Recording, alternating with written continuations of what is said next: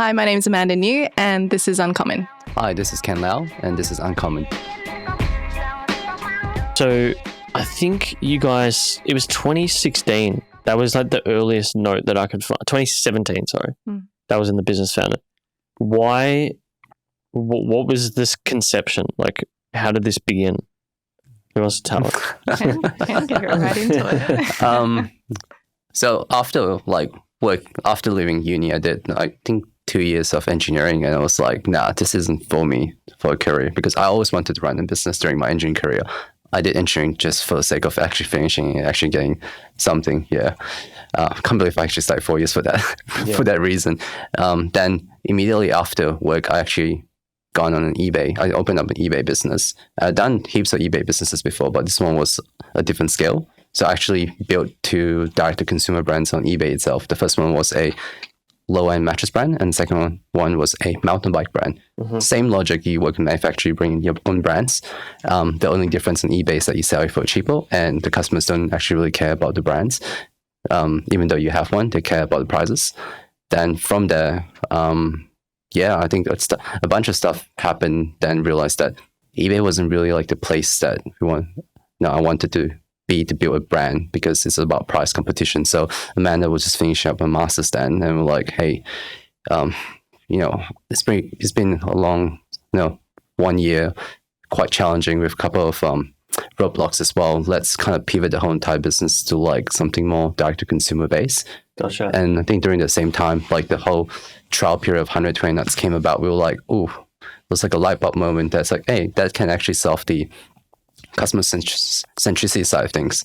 And then obviously we're like, okay, we kind of need one product for scale. Like, how maybe Amazon started with books, or maybe Kogan started with TV, you need one flagship product. And because I was already in the mattress business, I was like, okay, if we actually turn this low end to a high end product, obviously with much better materials as well, this can be a flagship product where you could sell 1,000 of it and actually just build a business of it.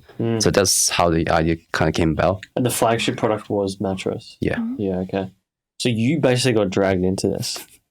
I mean, voluntarily. No, but do you know what I mean? Like, I remember when I started doing this stuff, at least when it was just the podcast, I had recorded episodes, and then I was like, I can't edit this. I can't do this. And I basically asked Lauren to do it. But then after, she was in on it, you know what I mean? Yeah. Sometimes it's like, it's one of those situations where you got to convince people and drag them in. What was like for you the insight of like, okay, wow, this is like a significant business? When was that moment?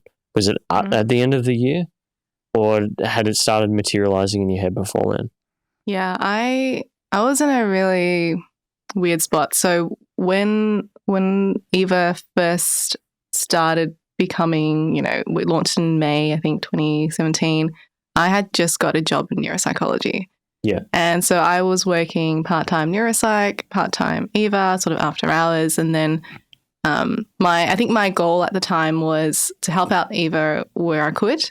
But I was still focused on neuropsych because I had to do a 3,000-hour registrar program to be fully endorsed. And that took me about, I think, 2 years, 2.5, 3 years to get done. But during that time, I think very quickly, after about a year or so, I dropped my hours in neuropsych, picked up a few days at Eva. Then I went full-time about 3 years ago now. Wow. So that was helpful in the sense that I had also just got my registrar program approved, and I was like, cool, I'm done. Let's get out of here. Let's go Eva full-time. Yeah, right. Interesting.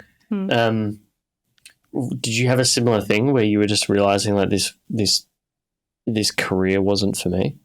Yeah, I think I was fortunate to experience neuropsych and understand how much it's a lot of structure and a lot of standardized testing. So everything that you do it's very routine, and therefore it helps in the sense when you're interpreting results, you can really hone in on what this means for a person. And I think I was always really fascinated with understanding people and what this means for them in terms of their future.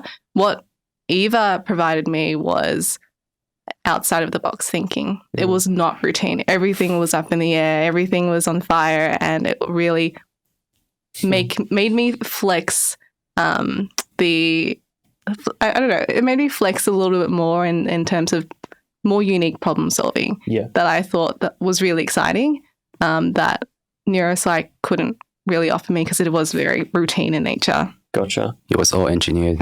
Yeah, it was all engineered. So 3 years ago, you went full-time. That would have been, what, 2019? 2019, the start of 2020. Start of 2020. Okay, wow. What a time to start. Yeah.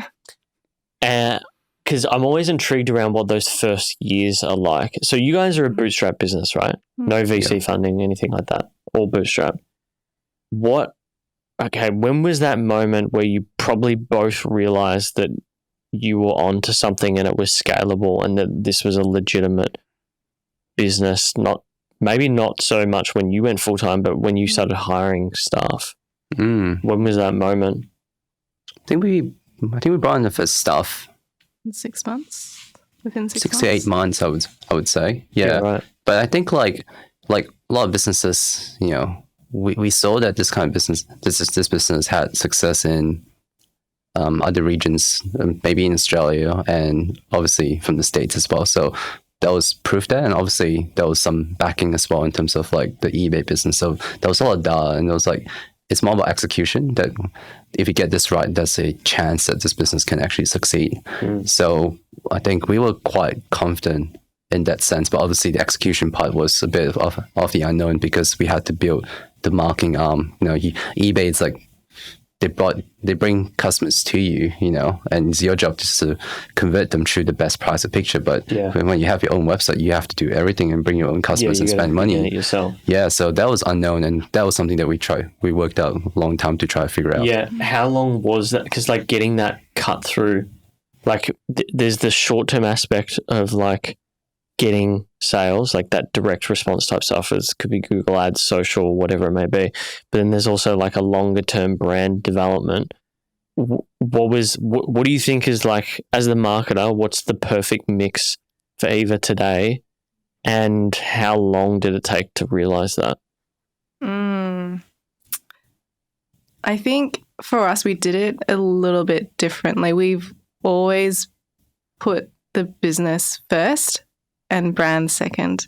And I think, you know, that resulted in us rebranding, I think 3 to 4 times. And we've only been around for, I think, 5 years. Yeah. So it was kind of a test and learn approach. So at the start, it was very much a sleep company, and it was blue was our main color, and you've got the little moon here and a little star there. And then as we continued to diversify our product range, we realized that it's a lot more potential than just being a sleep company. We want to be a home company. We want to create a lifestyle and create a real brand. And we moved from there to what we see now, which is the green logo. I think it's also emphasizing sort of being a little bit more sustainable and being more responsible and accountable for the products that we put out to the world. I think with mattresses at the start, it had probably tripled, right, in terms of the competitor base, which is sort of indicative of how there's a lower entry, barrier to entry for mattress companies to enter the space. Yeah. Of course, now I think with the macro economy being as it is now, it'll be interesting to see how companies fare over the next year or so. Yeah, the next 12 to 18 months is going to be interesting. I think a lot of people who have a lot of leverage or built up a lot of leverage are going to feel the pinch. That's why I'm intrigued by you guys, because you've never taken on outside funding. So you're not really going to have the short-term pressure of having to always cap raise. Yeah. It's been positive cash flow from the start. So I think that was the foundation of the business that was built. So obviously, we didn't over leverage, we didn't over hire. We always do what we can with what we have, essentially. So obviously things was a little bit slower, but it's slower, but it just means that in 20 years you'll be around. Yeah. And maybe others won't. Yeah, exactly. It's the furniture business, or at least in business, it's a long game. It's a marathon, it's not a sprint. Yeah. I mean, some businesses are sprint when you have to like get market share. For example, like maybe Uber, winner kind of takes all. But as a retail business, like I think customers they change the loyalty over time as well.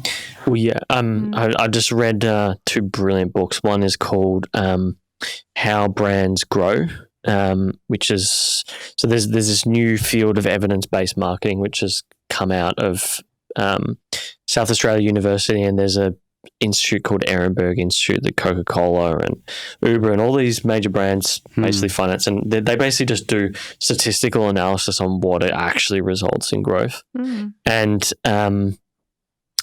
it was very intriguing to look at those numbers and how that actually results in brands growing over the long term. Like, you can focus on your current customers, which is great, but acquiring new customers is the ultimate way, because loyalty is not what people think it is. But those loyalty programs that you see, like, you know, your Qantas frequent flyer points, Flywise, etc., actually don't really make much money. I found very interesting. They're almost like surefire ways, like discounting and all that sort of stuff is a great way to lose money over time. So how do you build a customer base that likes your product in the long term? You probably do things like what you guys are doing, like guarantees, you know, bonus, some sort of bonus thing, or bundling of product into a bigger package.